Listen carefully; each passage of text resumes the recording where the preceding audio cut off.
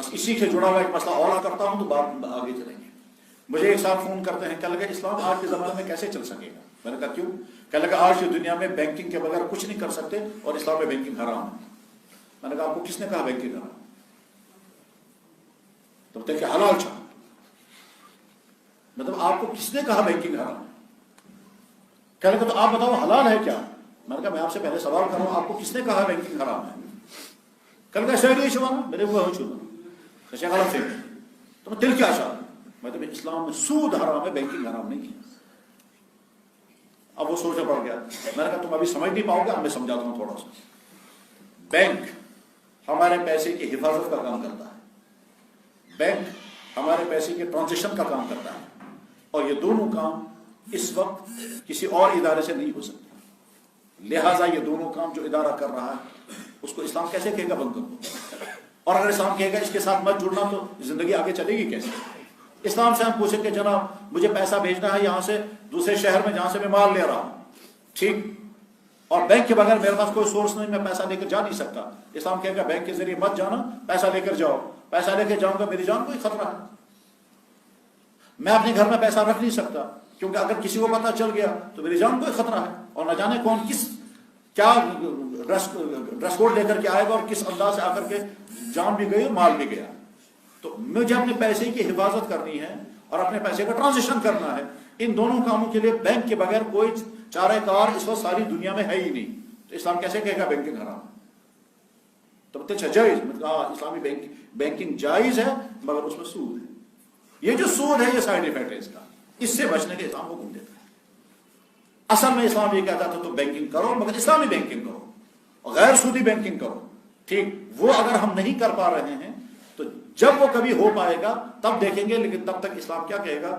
آپ بینک کے ساتھ لیزان رکھنے پر مجبور ہو, آپ کو تنخواہ بھی بینک سے لینی ہے, آپ کو پیسے کی حفاظت بھی بینک سے کرانی ہے, آپ کو اپنی بچت بھی محفوظ رکھنی ہے, آپ کو ٹرانزیکشن بھی کرنی ہے, منی کا ٹرانسفر بھی اسی کے ذریعے ہوگا, اس لیے آپ بینک میں اکاؤنٹ کھول سکتے ہو. کوئی من سے کیا سوال؟ تو میں یہ بول دوں نہیں, پھر یہ آج پہلی مرتبہ سن رہا ہوں. تو میں نے کہا تم نے پہلی مرتبہ سنا, اس کا مطلب یہ نہیں کہ اسلام کا حکم ہمیشہ ہاں بینکنگ میں سود ہے, سود حرام, سخت ترین حرام. اللہ نے فرمایا کہ جو سود کھاتا ہے اس کے ساتھ میرا اعلان جنگ ہے. یہ قرآن ہے.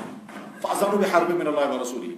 تمنا یہ تھے ساری بینک چکا ہے, بینک کی سے فائنانس سے گاڑیاں لے رہے ہیں, سب سود کی گاڑیاں استعمال کر رہے ہیں. میں نے کہا یہ دوسری غلط ہے.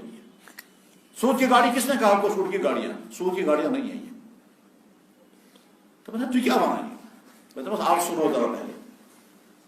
ایک شخص نے بینک میں پیسہ رکھا اور وہاں بینک کا جو انٹرسٹ ہوا تیار ہوا, وہ انٹرسٹ کا پیسہ نکال کر اسی گاڑی خریدی. اس کو کہیں گے سود کی گاڑی ہے, سود کے پیسے سے گاڑی خریدی گئی.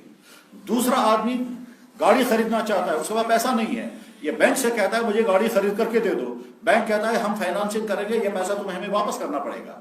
تو بینک وہاں کمپنی کو پیسہ دیتا ہے اور بعد میں یہ پیسہ مجھے بینک کو واپس کرنا ہے انسٹالمنٹ میں, اور ساتھ میں مجھے سود بھی دینا ہے.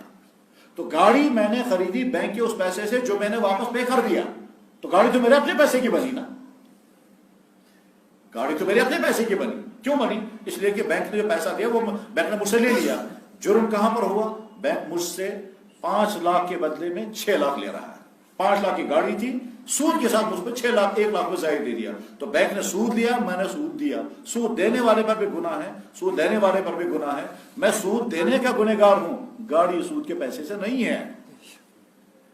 تو میں یہ بول رہا گوڑنی پھر میں تو گوڑنی پھر ماسو چی سب اس گوڑنی پھر تم سے کہ غرض یہ کہ کسی بھی مسئلے کو ڈیٹیل کے ساتھ سمجھنا ہے. تو آپ بینک میں جب ہم اکاؤنٹ کھولیں گے, ہم سود کمانے کی نیت سے اکاؤنٹ کھولیں گے تو اکاؤنٹ کھولنا ہی گناہ, کیونکہ ہم نیت ہماری خراب ہے.